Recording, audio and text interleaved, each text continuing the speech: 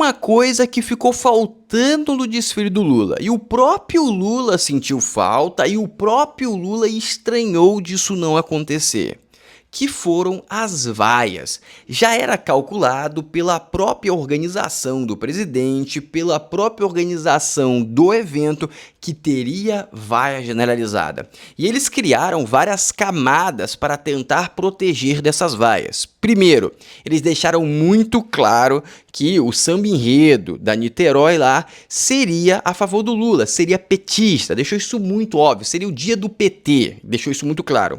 Eles também forneceram ingressos para pessoas que eles tinham confiança que eram petistas. Eles também fizeram vários outros filtros para influenciar o público daquela noite a ser principalmente de esquerda e não de direita. Mas mesmo assim, eles não tinham tanta confiança que isso funcionaria, e eles estavam certos, por sinal. E eles utilizaram também capangas inseridos no meio dos foliões para tentar impedir uma manifestação mais acentuada. Eu vou te explicar detalhadamente como que foi feito isso para você entender e o que a gente pode esperar daqui para frente, mas isso tem uma notícia boa. A notícia boa que foi vazada pelo Lauro Jardim é que o presidente, a organização do evento, nos bastidores tinham um acordo de aumentar som, de mudar a luz, de mudar várias coisas para, caso tivesse uma vaia generalizada, não escalasse para a televisão. E tivemos vaia generalizada em alguns pontos bem isolados, que tanto que tem vídeo, mas realmente não escalou para a televisão, que seria sensacional se tivesse escalado. Ou seja, a estratégia do Lula pela primeira vez foi bem executada. E também tem a segunda estratégia do Lula, que eu falei para vocês há muito tempo atrás, e todo mundo me chamou de louco, não sei o que, e agora tá virando consenso na internet. O Lula está fugindo da raia. O Lula não quer vir como presidente. Ele já sabe que vai perder a eleição. E agora ele está armando várias maracutaias para ser perseguido politicamente.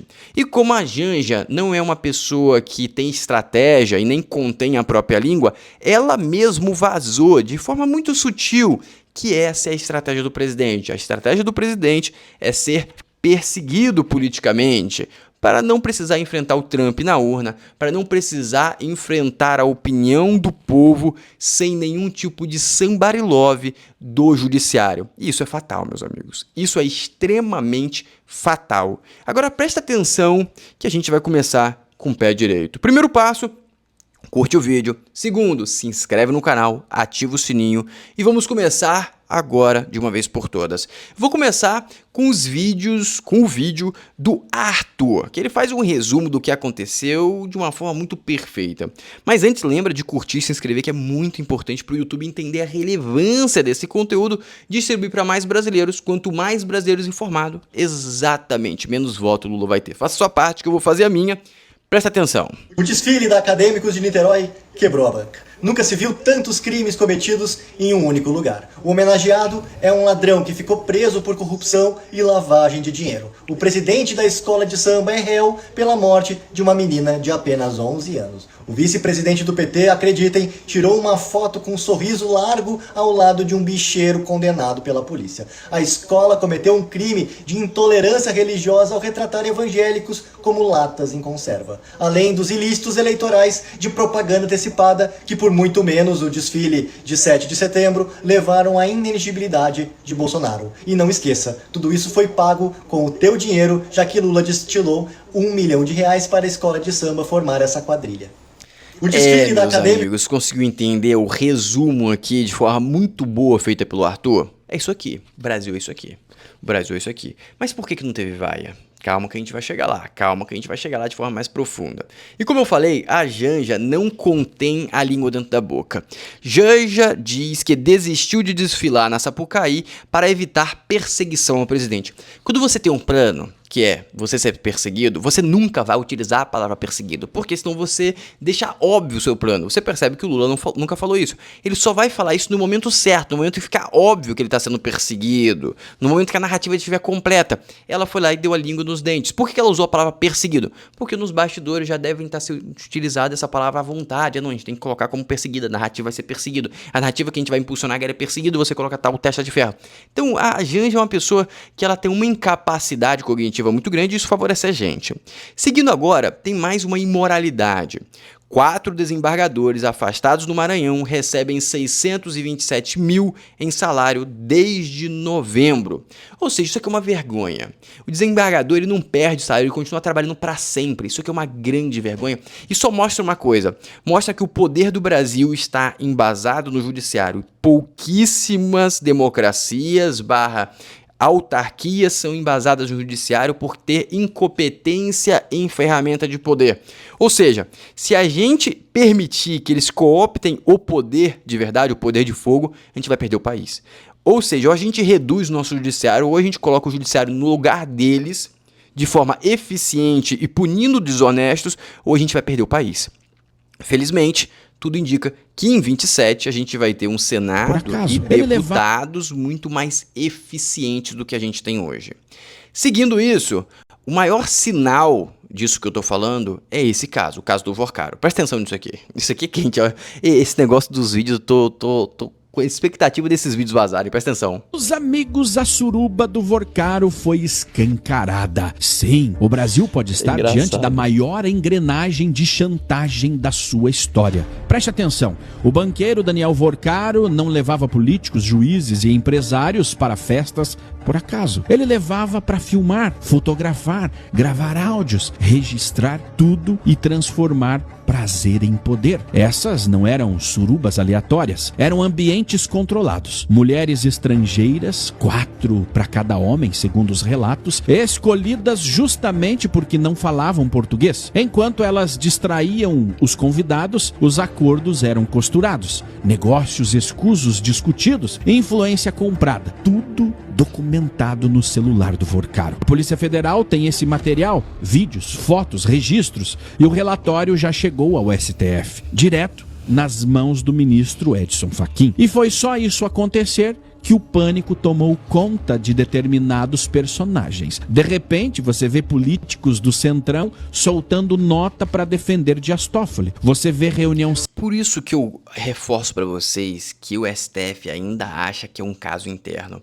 Ele acha que o inimigo é dentro do Brasil. Ele acha que o inimigo é solitário. Porque se ele não achasse isso, ele não fazia esse tipo de estratégia que ele fez no vídeo mais cedo, que eu mostrei, de caçar os servidores. Eles estão fazendo isso porque eles acham que o inimigo deles está no Brasil. E está sozinho no Brasil. Secreta no STF, vazamento interno, ministros reclamando que a PF está agindo como na Lava Jato. Eles sabem que a polícia chegou perto demais. Não é moral, é sobrevivência. E quando imagens comprometedoras existem, nasce a chantagem. Quando chantagem existe, nasce o pacto de proteção. E quando o pacto é ameaçado, o sistema reage. Ataca a PF, tenta anular provas, faz acordos internos, qualquer coisa para impedir que esses arquivos venham à luz do dia. E agora nós estamos vendo isso acontecer ao vivo, na frente dos nossos olhos. Porque quando juízes entram em modo defesa, políticos correm para blindar aliados e a polícia vira inimiga. Meus amigos, não é mais um escândalo,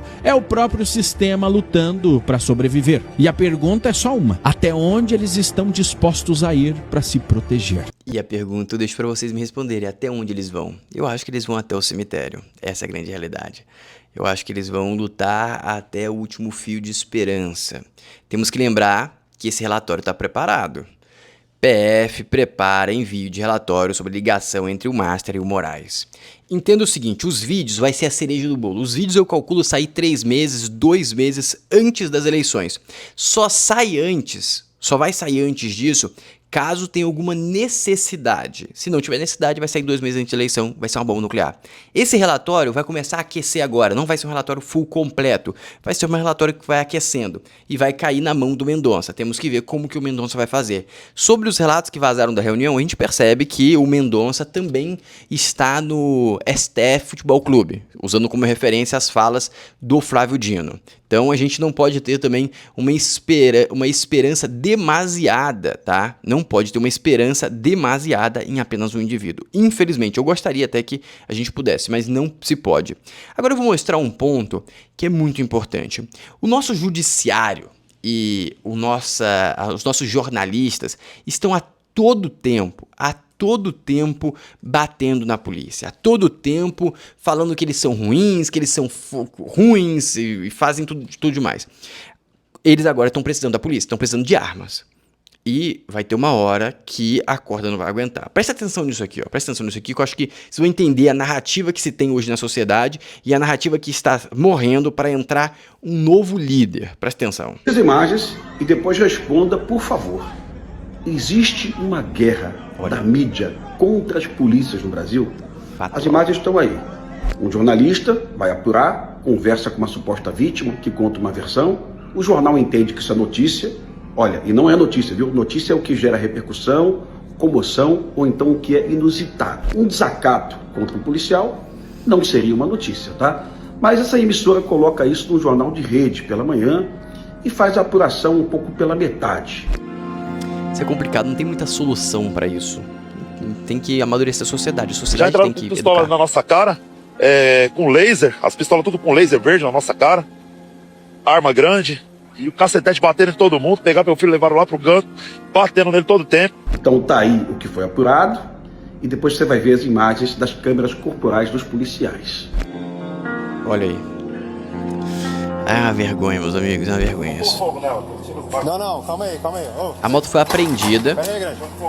Não e ele quer colocar fogo na moto. Não faz isso não. Você tinha que ter tomar perdido. Você tinha que tomar perdido. Em cima do carro você não toca. Demorou. Você não toca. Os policiais agiram dentro da técnica na total legalidade. Essa pessoa tentava praticar um crime, tipificado no Código Penal, artigo 250, que é o crime de incêndio. E os policiais deram comando verbal, não foram atendidos e tiveram que efetuar a prisão, né? A partir daí, um desacato, certamente. Também resistência, tá? E a emissora transformou isso numa notícia, logicamente, sem ouvir os policiais e também fazendo juízo da ação da polícia. Preste atenção nisso aí e pense se isso aconteceria num país onde a imprensa consegue apurar, consegue buscar informação, onde a imprensa não fez uma opção de guerra contra as polícias. Veja as imagens. Um ponto que é muito relevante, tá? Perceba o ambiente que está acontecendo isso. Provavelmente alguma quebrada, alguma coisa.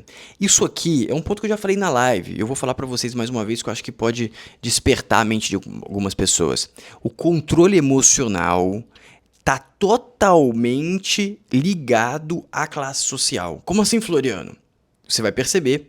Obviamente que existem exceções, obviamente, mas pensa que 70%, 80% das pessoas que estão em classes sociais mais elevadas têm um controle emocional mais alto. Por quê? Porque para você sair de baixo para cima e para se manter no alto, você precisa engolir sapo, você precisa respeitar a autoridade, você precisa aprender que você não sabe algumas coisas, você precisa baixar a cabeça para algumas pessoas. É assim em qualquer empresa. Se você é um empresário, se você precisa baixar a cabeça para o seu cliente, se você é um funcionário, você precisa baixar a cabeça para o seu patrão. Todo mundo precisa abaixar a cabeça para alguém. Quem não consegue abaixar a cabeça, entender o seu ponto inferior em alguns momentos e aprender que não se domina tudo a todo tempo, você vai entrar em conflito físico, como esses indivíduos. O indivíduo resolveu ir pra cima de 4, 5 policiais. Você acha que esse cara tem algum controle emocional? Um policial desse se disparar uma arma de fogo contra ele. Porque existe uma assimetria de poder que ele não estava respeitando. Ele queria ir pra cima e fazer o escambau. E provavelmente ele estava até sem razão. Ou seja, isso vai garantir a pobreza para esse indivíduo para a eternidade. Quase garantiu a morte dele ali. Porque os policiais foram muito contidos. Os caras foram pra cima, eles tentaram segurar o cara. Alguém poderia ter lá pá e dar ali dentro. Um policial fora de si também, com pouco controle emocional, dá ali dentro. Então parabéns aos policiais. Mas entendeu como está associado? Então se você é um cara muito impulsivo, trabalha isso, porque isso vai te garantir a pobreza se você não trabalhar. Entenda que você tem que abaixar a cabeça, você tem que aprender a ouvir o contraditório, senão você vai ficar travado para sempre no ponto que você tá. A gente tem que amadurecer, meus amigos. Infelizmente, qual que é o ponto pior? Se você nasce numa quebrada, se você nasce nesses lugares, você vai ter várias pessoas sempre impulsivas. Então isso vai te influenciar. Então tenta entender quais são os drives do que você quer ser e utilize referências muitas vezes externas para você conseguir crescer. Pelo menos as maiores referências que eu tive quando eu era mais novo sempre foi externas, nunca foi do meu meio, porque o meu meio não era um negócio que me era referência. Então, se você quer mudar de posição, de classe social, que eu quero dizer diretamente em relação à renda, você tem que se espelhar em quem conseguiu fazer isso e adquirir as skills, as soft skills, habilidades de convivência. Isso é muito relevante. E agora preste atenção nessas colocações aqui para você entender o tamanho da destruição reputacional do Lula. Preste atenção. Digo, por exemplo, que ano que vem tudo indica que eu não vou votar no Lula, Não vou Sim. votar, se tiver que votar nulo, eu acho que provavelmente vai ser o caso. E a esquerda fica louca, né? A esquerda mais liberal, lulista. Ah, mas como que a gente vai derrotar a extrema-direita e o fascismo? Gente, de que forma que o governo Lula está combatendo a extrema-direita? O fascismo não está. Pelo contrário, ele está alimentando a extrema-direita. Voltando para a pauta indígena, né? O governo Lula, ele está, além do que ele próprio está fazendo, que a gente já citou aqui, privatização de rio, petróleo na Foz do Amazonas, ele está cheio de figuras ali que tem um histórico de combate aos povos indígenas, como a ministra Simone Tebet. Simone Tebet é uma latifundiária do Mato Grosso do Sul que passou uma vida inteira legislando contra os indígenas e a favor do agronegócio. O vice Alckmin, que eu citei aqui, né, o Alckmin em 2018, ele foi candidato à presidência, dizendo que ele iria armar os ruralistas. Ele iria liberar o porte de arma para os grandes agropecuaristas do estado, aliás, não só de São Paulo, mas do Brasil, que ele queria, né, ser candidato à presidência. Tá ligado? A gente tem o próprio ministro da Agricultura e Eu ia Pecuária. falar várias coisas aqui, mas a essência daqui é o PT, o extremo esquerdo, porque se ele tá achando armar ruralista ruim, ele é de extrema esquerda, é possível. Ou seja, esse cara tá largando a mão. Esse cara já não tá gostando do Lula. Ou seja, o Lula está em maus lençóis, o que reforça a tese que ele busca na elegibilidade. E agora tem um comentário do Nicolas, que eu percebi isso aqui, eu achei bizarro, e ele expõe isso de forma muito precisa, presta atenção. Existe uma coisa que passou despercebido por você a respeito disso daqui. Ontem, no desfile do Lula, a esquerda ela colocou esta imagem aqui, escrito Família em Conserva, para tentar atacar a família. Mas algo que você não reparou foi que eles poderiam ter colocado uma família desestruturada, talvez com um pai alcoólatra, com uma mãe, não sei, promíscua, para tentar expor a hipocrisia da família conservadora, mas não. Eles acharam de bom tom escolher literalmente uma família que está claramente cheia de amor, plenamente saudável, feliz, alegres, com os pais cuidando dos filhos.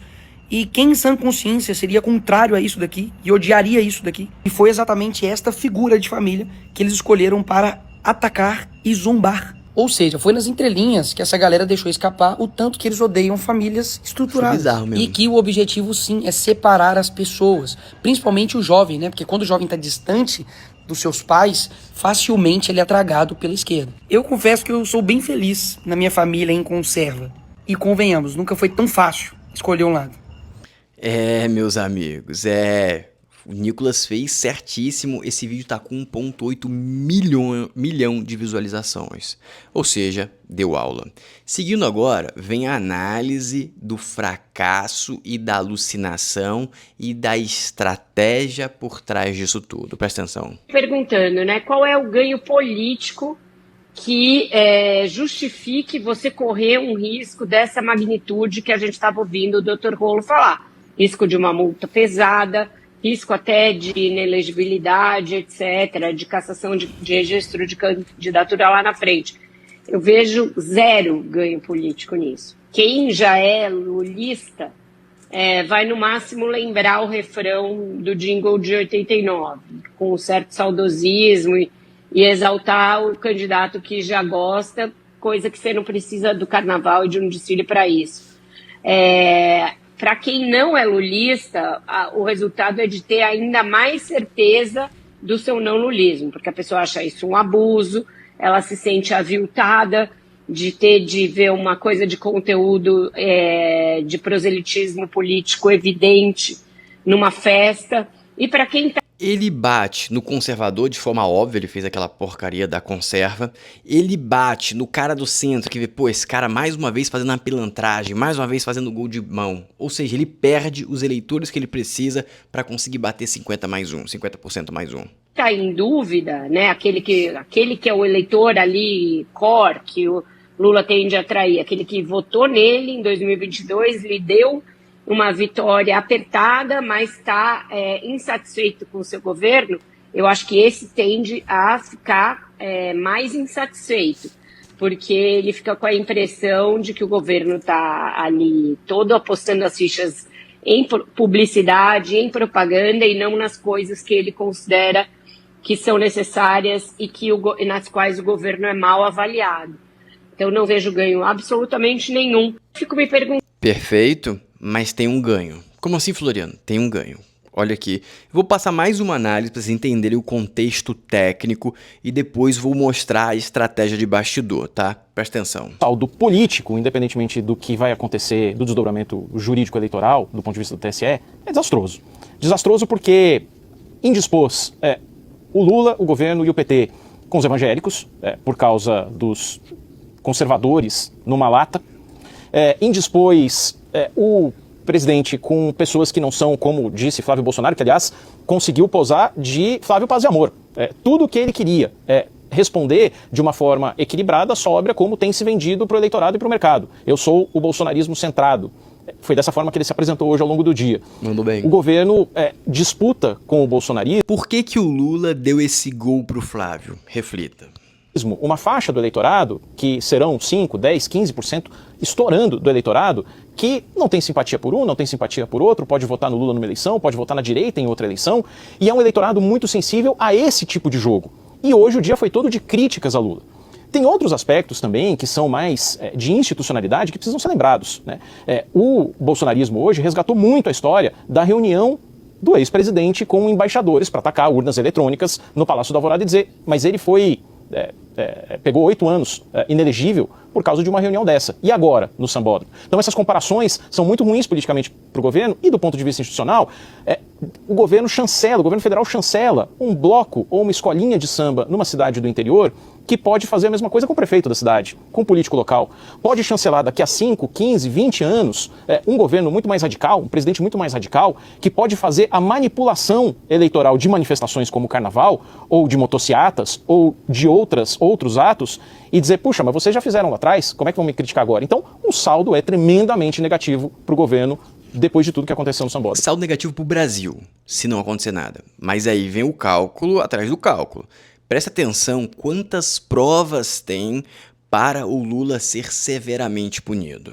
Um ator da Globo deu a prova e deixou escapar aquilo que pode tornar Lula inelegível. Olha, o convite dessa comunidade é um motivo de muita honra. Eu soube que foi o próprio Lula que quis que fosse você, é isso? Foi Janja, foi Lula, assim, eu fiquei muito feliz, assim, não tinha como não aceitar esse convite. Quando Paulo Vieira diz que foi o próprio Lula que o escolheu... Influência direta, e tem até um jornalista que falou que o enredo foi escrito pelo marqueteiro, não que foi literalmente escrito, mas que tinha tudo a ver com o marketing do Lula. E ficou muito óbvio isso, ficou extremamente óbvio. Tem dois caminhos, tem um grande caminho, que você sabe qual é. Mas olha isso aqui, ó, também, presta atenção. Tudo isso, só para explicar, é referente à nossa representação com relação à propaganda eleitoral antecipada. E para isso a previsão é uma multa, né? E nós pedimos que a multa então fosse referente ao valor global do que teria sido gasto para fazer essa propaganda. Agora, dado que houve um uso intenso da máquina pública, recursos públicos, financiamento via Embratur, né, a participação direta do próprio Palácio do Planalto, né, notícias de que a própria Janja, inclusive, estaria articulando, fazendo captação de recursos para a própria escola, indicam um indício claríssimo de abuso de poder político e abuso de poder econômico, que é outra coisa, que nós vamos fazer essa petição, né, essa ação de investigação judicial eleitoral, é uma AIGE, é outra ação, que só pode ser protocolada quando Lula registrar sua candidatura, e nessa ação nós vamos alegar abuso de poder político e abuso de poder econômico, cuja penalidade é aí a cassação do registro e a inelegibilidade por 8 anos. Né? Então nós temos essas duas... É aí que vai viabilizar a inegibilidade dele, beleza? Você entendeu a técnica. Agora, vamos entender a retórica. Presta atenção nisso aqui. Ele já falou de inegibilidade, ele não falou que vai acontecer. Agora já vai mudar um pouco. Só pelo seguinte, censura prévia. Lá em 2022, essa mesma ministra, que agora está ali com o presidente, vai passar o bastão para o André Mendonça, ela teria dito a mesma frase praticamente, né? Só que lá ela disse o seguinte, não, vamos censurar previamente, mas só um pouquinho, só até as eleições acabarem. E depois a coisa nunca mais deixou de ser essa. A questão é, eles estão sim de olho nisso, tem um motivo e eu vou tentar compor aqui com vocês, porque eu já estive nessa bancada e acho que naquele dia até o Cauti estava presente e eu disse que o Dilma desinelegibilizado não estaria presente na cédula eleitoral. Naquele momento houve até um choque, tinha outras pessoas, agora não falei também. Foi. E não, mas como? Porque os sinais estão demonstrando. E esse, para mim, seria a pá de cal. Olha, se não for dessa maneira, não vai ser de maneira nenhuma. Ele não vai alegar doença, Ele não vai alegar senilidade para deixar o combate. Agora, ele sabe, como o professor já colocou, que os números eleitorais dele estão em frangalhos, que muito provavelmente ele vai correr o risco de empatar no Nordeste e no restante do país. As pesquisas já indicam que ele perde para todos os candidatos. Antes perdia só para um ou dois, agora ele perde para todos os candidatos. A economia ele deixou em frangalhos, as finanças ele deixou em frangalhos, a ponto de corrermos o risco de termos alguma coisa similar ao que aconteceu nos Estados Unidos, de não ter dinheiro para pagar as contas públicas recorrentes, ou seja, salário do funcionalismo público já no primeiro semestre de 2027. Mas não tem capital político para ele subir na urna. Essa é a grande realidade. Só que ele pode sair como um fracassado, alegar doença, alegar várias coisas, ou pode sair do somebody love. Como a gente conhece a figura, a gente sabe. Já, ó, mais uma pessoa falando inelegibilidade. Agora tem mais gente, ó, presta atenção. Lula pode ter usado a escola de samba como estratégia jurídica e política para não ser mais candidato em 2026.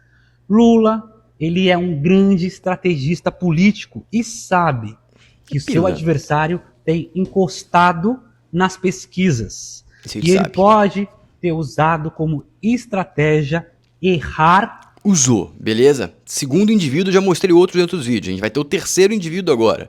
Todo mundo, engraçado que todo mundo tá falando, olha, como que é? Eureka, olha o que eu descobri. Pô, isso que era óbvio, meus amigos. Ele tá saindo, ele tá escolhendo-os pra sair. A questão é que ele vai ferrar o TSE e o STF. Isso ele vai ferrar, presta atenção. Vocês não vão gostar de ouvir isso, mas eu vou dizer mesmo assim. Eles preferem Lula inelegível e vítima, do que Lula candidato e derrotado. A urna não perdoa quem zomba da fé cristã.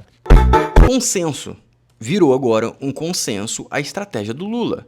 A estratégia do Lula qual que é? A estratégia é ele se tornar inelegível e ele falar, olha como eu estou sendo perseguido, vote em ciclano para você ir contra a perseguição.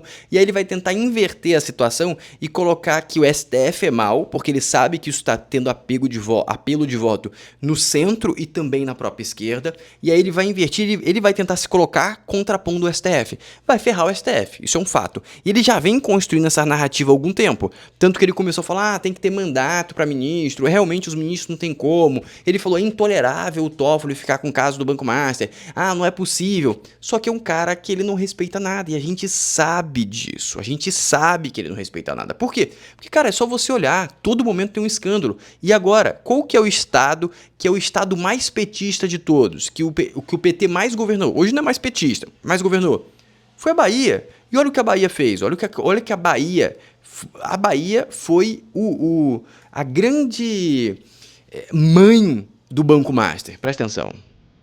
Olha só para isso aqui. Era para ser orgulho da Bahia. Supermercado do povo com preço baixo. Cesta básica barata. Crédito fácil para o servidor. Chegou a ter 300 lojas. Sonho de ajudar a população. Até virar um pesadelo completo. Em 2018, o Rui Costa, do PT, privatizou a empresa da Cesta do Povo. Vendeu por míseros 15 milhões de reais. A empresa valia uns 600 milhões no auge. Quem comprou? Uma empresa de fachada, com capital de só 500 reais. Coincidência? Claro que não. 2 semanas depois, saiu um decreto do governo. O servidor pode comprometer até 75% do salário com o Cred Cesta. 75%. O cara passa fome. Então chegar na casa de todo mundo sem pedir, sem explicar. Muita gente nem sabia que estava endividada. O que era para ser comida no prato virou uma máquina de empréstimo consignado. O cartão foi parar nas mãos de empresários ligados ao PT da Bahia. Depois virou Banco Master, com exclusividade. Quanta coincidência. E onde estão os caras por trás disso? Um virou ministro da Casa Civil, outro é líder do governo no Senado. Eles privatizam o lucro e jogam prejuízo nas costas do povo. Na cara dura, com caneta, decreto e conivência. Aí eu te pergunto, como que esse presidente vai conseguir ficar de pé? Impossível, impossível. E por que não teve vaia? Por que não se teve vaia no desfile? Polícia Federal aborda e coage foliões que vaiaram Lula em camarote. Simplesmente uma galera que estava com camisa do Brasil começou a ser abordada em momentos que eles estavam vaiando, momentos que eles pareciam estar se preparando para fazer uma vaia ou fazendo careta, estavam sendo abordados por policiais federais. Por isso que você não teve uma escalada em vaia, porque no momento que um indivíduo é abordado, os outros olham e falam, pô, não vou abordar, que eu não quero estragar meu carnaval. Essa aqui é a grande essência, E por isso que a gente não viu essa deterioração. E também por que o Lula fez de forma tão escancarada? Porque ele quer achar uma porta de saída. Esta é a grande realidade, E antes de terminar, deixa eu te fazer um convite bem breve, bem rápido. Entre no meu grupo do WhatsApp, que eu fico de olho nas promoções, nas melhores promoções do varejo brasileiro. Por exemplo, essa máquina de lavar profissional, tipo novela, de 10 quilos por 2.800, que está com desconto. Também temos meias, 10 meias por R$ 43,00, ou seja, R$ 4,30 por par de meia. Temos também fone de ouvido de R$ 87,00 por R$ 57,00. No grupo a gente compartilha de tudo, literalmente, a gente acompanha as varejistas e quando eles estão queimando estoque para pagar o próximo estoque, coisa parecida, ou porque está quebrando, a gente te manda o link, o cupom para você comprar extremamente barato. Dito isso, o link está na descrição, fixado no primeiro comentário, também tem o QR Code. Um abraço e até a live que vai começar às 9 horas.